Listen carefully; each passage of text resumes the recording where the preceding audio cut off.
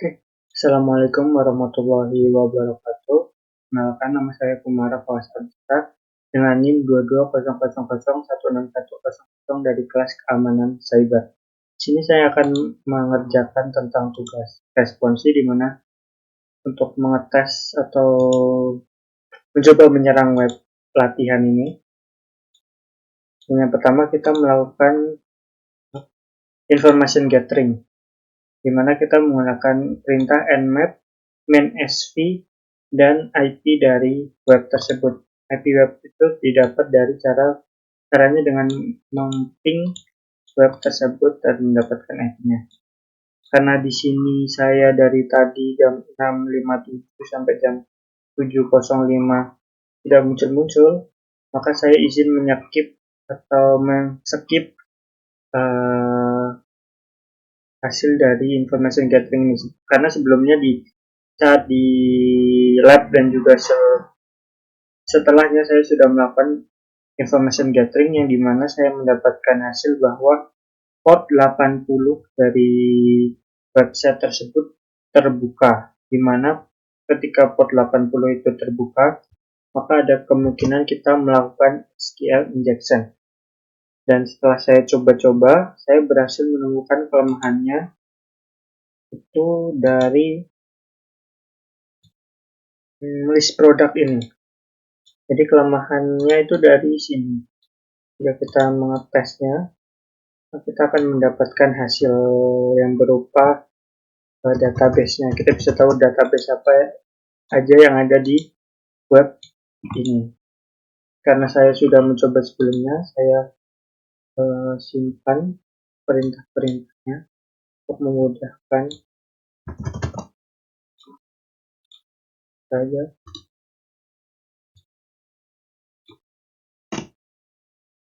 Scan. Nah, dari hasil perintah ini, kita men-scan link ini untuk mendapatkan database yang ada. Dan di sini tertera ada dua database yang available. Yang pertama Aquad dan juga yang kedua information schema. Yang akan kita gunakan itu database yang Aquad. Karena ini berisi database yang berisi user, produk. Kita lihat saja langsung. Kita lihat apa aja yang ada di database Aquad itu. Ya, kolom-kolom yang ada di dalamnya. Nah, ini dia kolom-kolom kolom-kolom yang ada di database Aquad. Yang pertama ada tabel, maaf. Yang pertama ada tabel catat, ada tabel dashboard, ada tabel card, ada tabel feature, artis, statistik, artis ya, user, produk, dan juga pictures. Ada 1, 2, 3, 4, 5, 6, 7, 8 tabel. Sini kita akan mengetes untuk melihat isi dari tabel user ya. Coba lihat isi dari tabel user itu apa. Untuk maintain nama tabelnya. Yang kita mau lihat tabel user ya. Tabel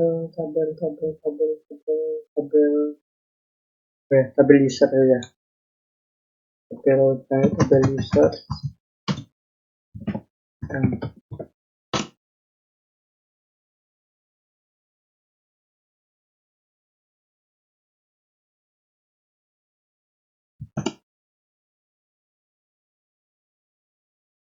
Salah perintah, mohon maaf.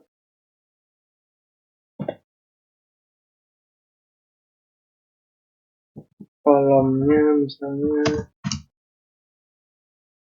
harus ada kolomnya dulu. Saya kolomnya tabel user.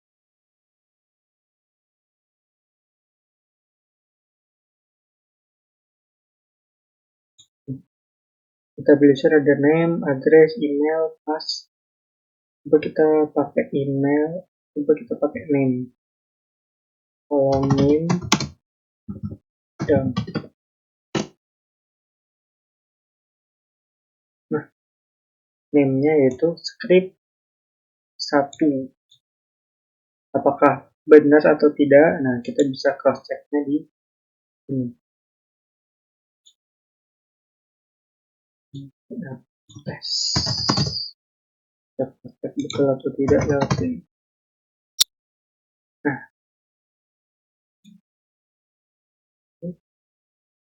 kita coba ulang lagi.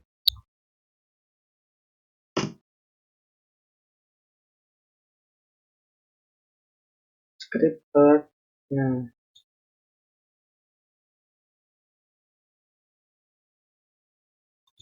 ini berbeda karena sebelumnya saya sudah berhasil melakukan SQL injection, jadi sudah saya beberapa yang saya rubah. Coba saya ganti ke namanya, ini sudah saya rubah. Ini belum saya rubah, itu email.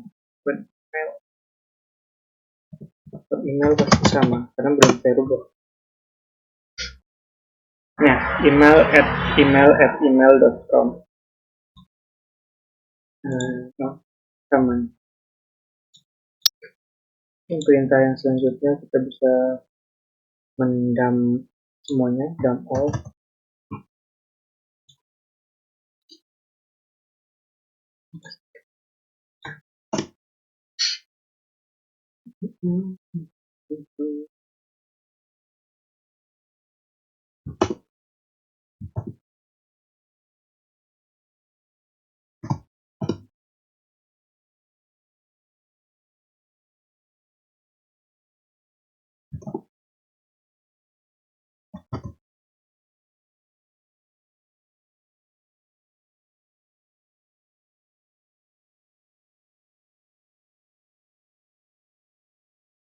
Nah, sini kita bisa lihat isinya ada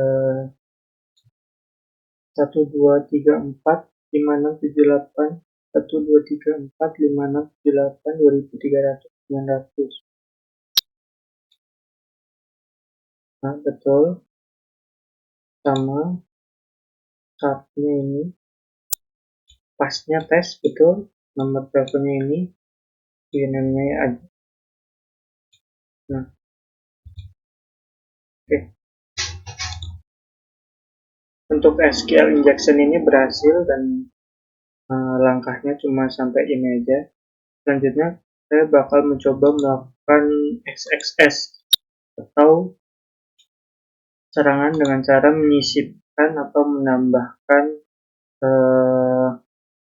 script HTML ataupun script CSS. Sini saya menggunakan dua script CSS atau HTML.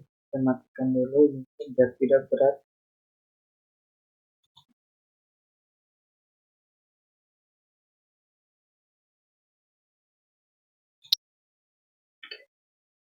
Yang pertama script untuk kita buat alert. Apakah bisa kita tambahkan script alert? Ini sudah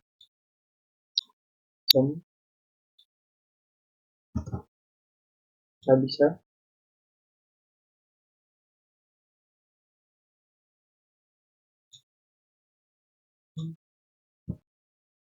Cek lagi apakah ada yang salah.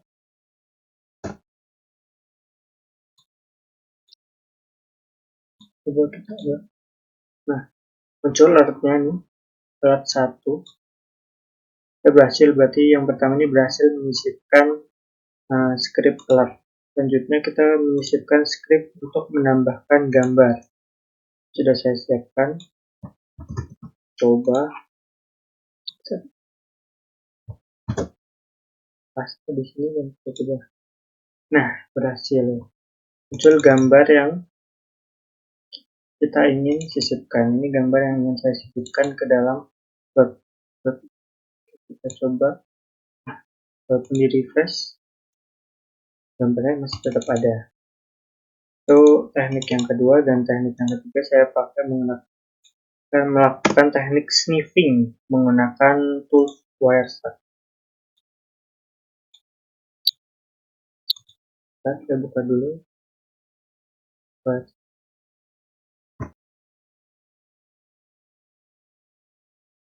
Oke, mohon maaf, videonya terpotong. Mohon maaf. Record.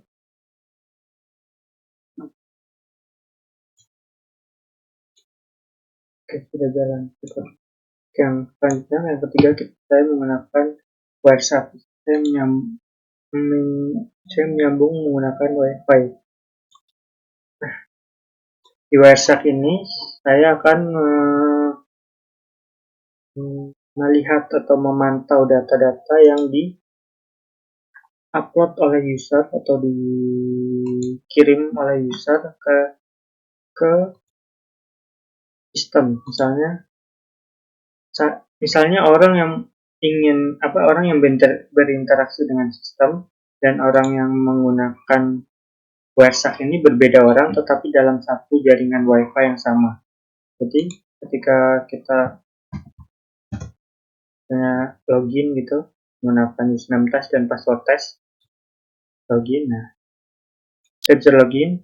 Misalnya kita mau ganti nama kita, misalnya Mara, update.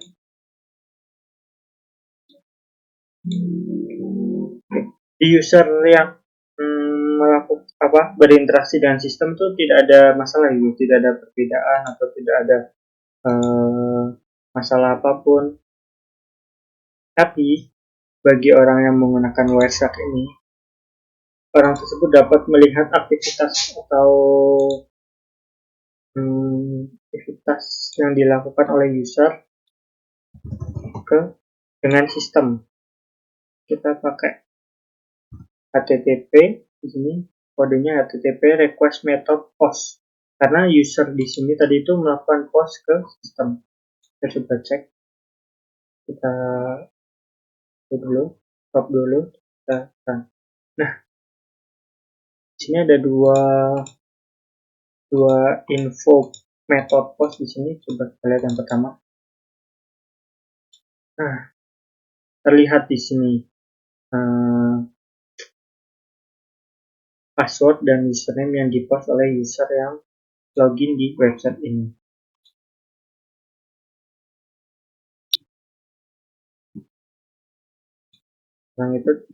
Orang yang pakai WhatsApp ini bisa lihat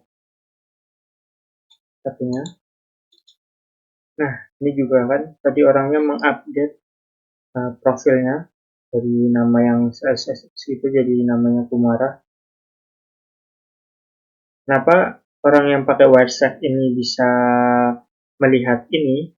Karena website ini tuh masih bersifat HTTP di sini.